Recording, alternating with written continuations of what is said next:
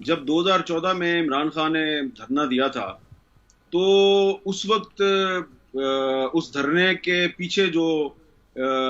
ہاتھ قرار دیا جا رہا تھا، اس وقت کی حکومت بھی کہتی تھی کہ اس دھرنے کے پیچھے خفیہ ہاتھ ہے. تو اس وقت جنرل ظہیر صاحب جو ہیں وہ آئی ایس آئی کے سربراہ تھے اور ان پہ الزام آتا تھا، اور بعد میں بڑی دفعہ یہ بات ہم نے سنی کہ انہوں نے ایک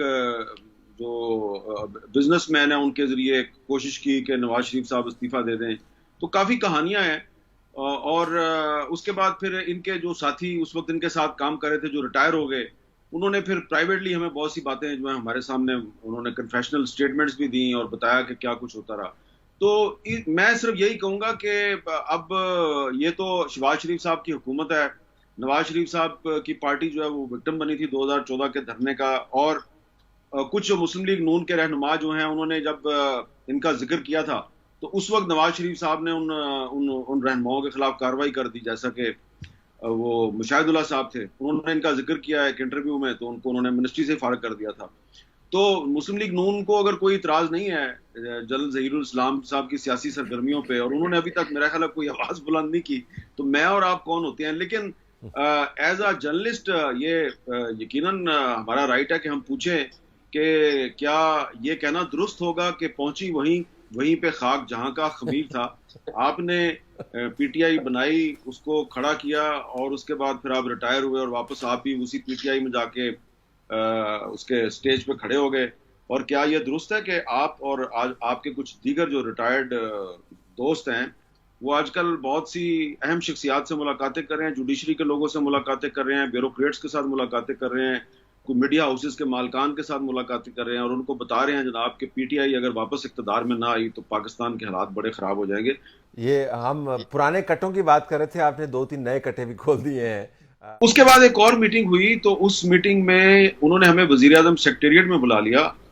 اور وہاں پر میں تھا اور ابصار عالم صاحب تھے، مالک صاحب تھے، اور 2-3 اور صحافی تھے، اور پوری کیبنٹ تھی نواز شریف کی. تو وہاں پہ نواز شریف صاحب بار بار مجھے کہتے ہیں، پنجابی میں مجھے پوچھتے ہیں کہ اے دسو جی کہ جس دن بھی پرویز مشرف دی ہیئرنگ ہوندی ہے تے وہ کوئی کدھروں بم نکل آندا ہے، کوئی ہور مسئلہ ہو جاتا ہے، وہ پیش نہیں ہوندا، عدالت کی مسئلہ ہے. تو میں ان کو اوائڈ کر رہا ہوں، میں ادھر جا رہا ہوں ادھر جا رہا ہوں. وہ باربیکو لگا ہوا تھا، تو وہ لوگ جو ہیں وہ چائے لے رہے تھے، تو میں پرائم منسٹر صاحب جو ہیں وہ باقاعدہ مجھے فالو کر رہے ہیں، اور ان کے ساتھ 2-3 منسٹر جو ہیں، میں جدھر بھی جا رہا ہوں وہ میرے پیچھے پیچھے. آج دسو جی آج سویرے جڑی ہیئرنگ سی، نواز شریف صاحب پوچھ رہے ہیں مجھے، مشرف دی ہیئرنگ سی تو بم نکلا ہے رستے جو، کون بم لاندہ ہے؟ اخیر میں نے تنگ آ کے کہا، میں نے کہا پرائم منسٹر صاحب آپ you are the prime minister of the country, آپ میرے پیچھے لگے ہو، میرے سے کیا پوچھنا چاہ رہے ہیں آپ؟ یہ کہتے نہیں ہو تسی اپنے پروگرام چراتی کو گل کر رہے سو کما پھرا کے ذرا میں کھل کے دسو نا جی. اور میں کہا جی جنرل ظہیر ہے نا، میں نے کہا وہ ہے نا، وہ کروا رہا ہے، اس کو بلائیں اس کو پوچھیں، وہ ہی از D G I S I, تو وہ کیوں کر رہے ہیں؟ تو میں نے سعد رفیق کو کہا، میں کہا خائر صاحب یہ میں انہوں نے مروا دینا ہے، تو بعد نہ تسی آنا پیچھے نہ انہوں نے آنا پیچھے.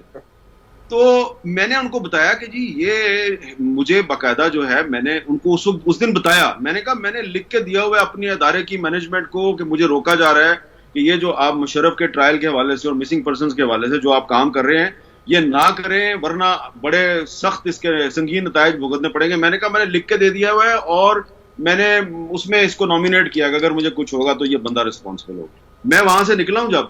جب وہاں سے میں نکلا ہوں وزیر اعظم سیکریٹریٹ سے، تو یہ جب میں پرانا اسٹیٹ بینک بلڈنگ ہے جہاں پہ اب نادرا کا دفتر ہے، میں اس کے سامنے پہنچا ہوں تو مجھے ان کے ایک سبارڈینیٹ کی کال آ گئی، کہتے ہیں جی آپ نے اچھا نہیں کیا اور آپ نے ہمارے باس کا نام لے دیا. اب اس کے بعد وہ پھر کیا ہوا، پھر میرے پہ اٹیک ہو گیا، پھر میں بچ گیا اس اٹیک میں، پھر ایک سپریم کورٹ کے 3 ججوں کا کمیشن بنا. اب وہ کمیشن جو ہے وہ پہلے اس نے مجھے کراچی بلایا، پھر مجھے وہ اسلام آباد بار بار بلاتا تھا. تو میں نے کمیشن کو یہ جو باتیں میں آپ کو بتا رہا ہوں یہ میں نے ساری باتیں کمیشن کو بتائیں.